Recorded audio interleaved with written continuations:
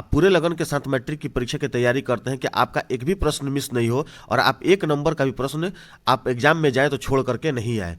तो होता क्या है कि कभी कभी कुछ ऐसे प्रश्न होते हैं जिनको आप भूल जाते हैं या उस प्रश्न को आप देख ही नहीं पाते। इसीलिए इस वीडियो में सभी सब्जेक्टिव प्रश्नों को रखा गया है जो कि हिस्ट्री का है, और उन सभी प्रश्नों का बिल्कुल स्किप बिना किए आप देखिएगा, क्योंकि एक प्रश्न आप मिस अगर कर दिए तो हो सकता है कि 2 या 3-4 नंबर का आपका प्रश्न जो है छूट जाए। लेकिन अगर आपको याद है या नहीं भी है तो आप अगर एक बार उसको सुन लेते हैं तो आपके दिमाग में वो प्रश्न का जो जवाब है वो सेट कर जाता है। इसलिए वीडियो को अंत तक देखेंगे और सभी प्रश्नों को 10 प्रश्न है टोटल, आप 10 प्रश्नों को आप बिल्कुल देख लीजिएगा कि कौन कौन से प्रश्न है और आपको वो प्रश्न याद है कि नहीं, और उसका अब की बार मैट्रिक एग्जाम में आने का कितना चांस है। अपने तरफ से तो ये VVI सभी प्रश्न दिए गए हैं, लेकिन आप भी 1 साल से पढ़ रहे हैं, तैयारी कर रहे हैं, तो आपको भी आइडिया है कि कौन से प्रश्न VVI है और कौन सा प्रश्न अब की बार एग्जाम में आ सकता है। तो चलिए फ्रेंड्स, इस वीडियो को हम शुरू करते हैं, लेकिन उससे पहले फ्रेंड्स आप वीडियो को एक लाइक जरूर कर देंगे और साथ ही अगर चैनल पर नए हैं तो चैनल को सब्सक्राइब करके बेल आइकन को जरूर प्रेस कर देंगे, ताकि किसी प्रकार का वीडियो ऑब्जेक्टिव या सब्जेक्टिव आपको उसका नोटिफिकेशन यानी कि मैसेज मिल सके।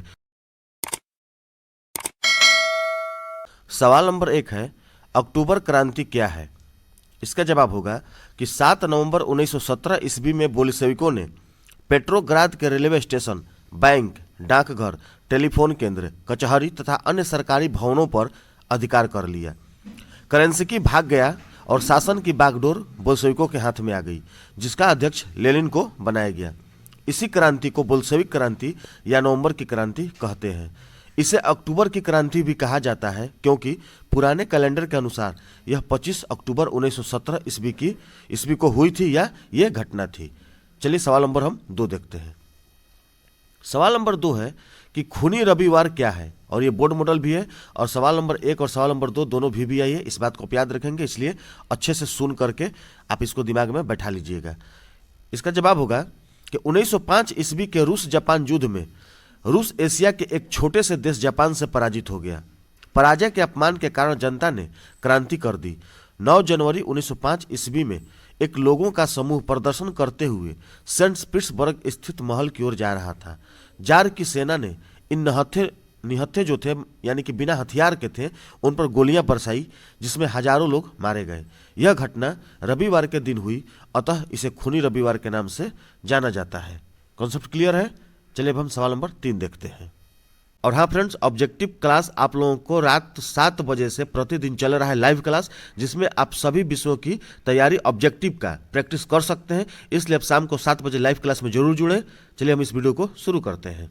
सवाल नंबर 3 है, गैरीबाल्डी के कार्यों की चर्चा करें। ये वेरी इंपॉर्टेंट क्वेश्चन है और ये VVI है, इसलिए आपको हर जगह से सबमिट करके क्वेश्चन को एक जगह किया गया है, ताकि आप केवल VVI क्वेश्चन पर ही ध्यान दे सकें।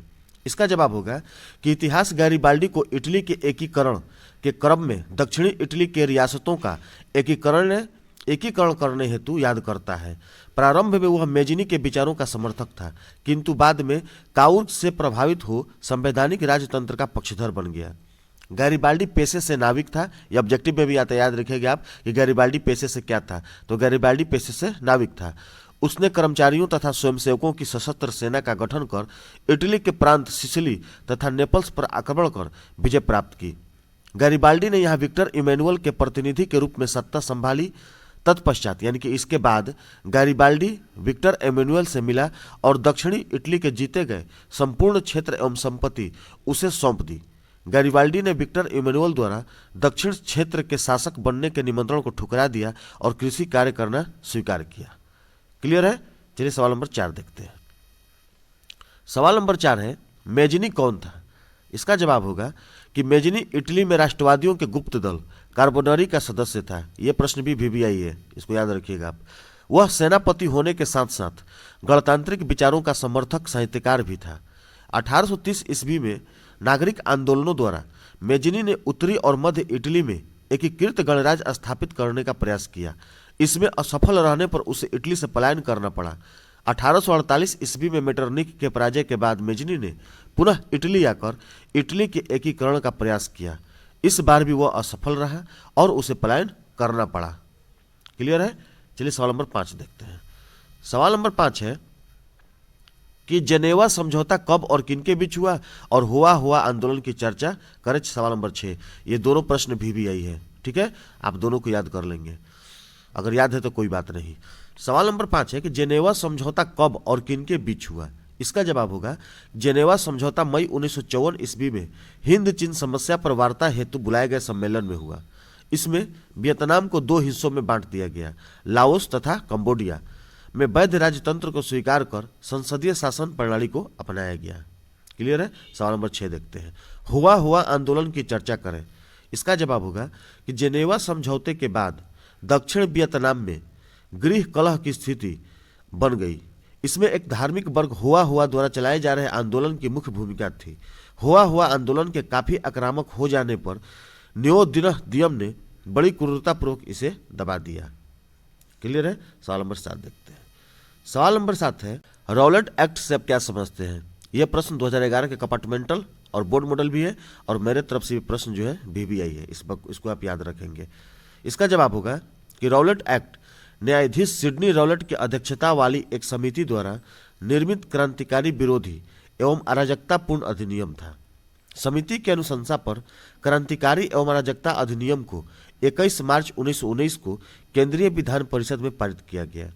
इसके अंतर्गत एक विशेष न्यायालय के गठन का प्रावधान था, जिसके निर्णय के विरुद्ध कोई अपील नहीं की जा सकती थी। किसी भी व्यक्ति को बिना साक्ष्य यानी बिना किसी सबूत के या बिना वारंट के यानी कि उसके प्रति वारंट भी नहीं है, किसी समय गिरफ्तार किया जा सकता था। इस एक्ट के विरोध में गांधी जी की अध्यक्षता में एक सत्याग्रह सभा आयोजित की गई तथा गिरफ्तारियां दी गई। 6 अप्रैल 1919 को देशव्यापी हड़ताल आयोजित हुआ। किसके विरुद्ध में? रॉलेट एक्ट के विरुद्ध में। चलिए कॉन्सेप्ट क्लियर है। सवाल नंबर 8 देखते हैं। सवाल नंबर 8 है कि कोयला एवं लौह उद्योग ने औद्योगिकरण को गति प्रदान की कैसे। और यह प्रश्न 2017-2018 यानी कि 2 साल ऑलरेडी आ चुका है और इस बार भी आने का इसका भरपूर चांस है। जैसा कि हम पहले कहें कि हम सभी VBA प्रश्नों को लेकर के आते हैं। इसका जवाब होगा कि औद्योगिकीकरण में या मशीनों के निर्माण हेतु लोहा आवश्यक था। ठीक है। लोहे को पिघलाकर विभिन्न तरह के मशीनों का निर्माण किया जाता था। लोहे को पिघलाने में कोयले की महत्वपूर्ण भूमिका थी। मशीनों को चलाने के लिए वाष्प का प्रयोग होता था, जिसके निर्माण में लोहा के पात्र तथा ईंधन स्वरूप कोयला का उपयोग होता था। इस प्रकार मशीनों के निर्माण से लेकर उनके परिचालन तक में लोहे और कोयला का प्रयोग आवश्यक था। अतः यह कहा जा सकता है कि कोल और लौह उद्योग ने औद्योगिकरण को गति प्रदान की। ठीक है। सवाल नंबर 9 देखते हैं। सवाल नंबर 9 है भूमंडलीकरण और आर्थिक संकट। भूमंडलीकरण जो है 2012 के कंपार्टमेंटल में आ चुका है, इसको याद रखेंगे आप, VBI है। और आर्थिक संकट से क्या समझते हैं ये आपको भी जानना जरूरी है, VBI है। चलिए सवाल नंबर 9 का जवाब जानते हैं। जीवन के सभी क्षेत्रों का एक अंतर्राष्ट्रीय स्वरूप जिसने दुनिया के सभी लोगों को आपस में जोड़ दिया है, भूमंडलीकरण कहा जाता है। इसके फलस्वरूप संपूर्ण विश्व एक छोटे से गांव के रूप में परिवर्तित हो गया। ठीक है। अब सवाल नंबर हम 10 देखते हैं। आर्थिक संकट से आप क्या समझते हैं।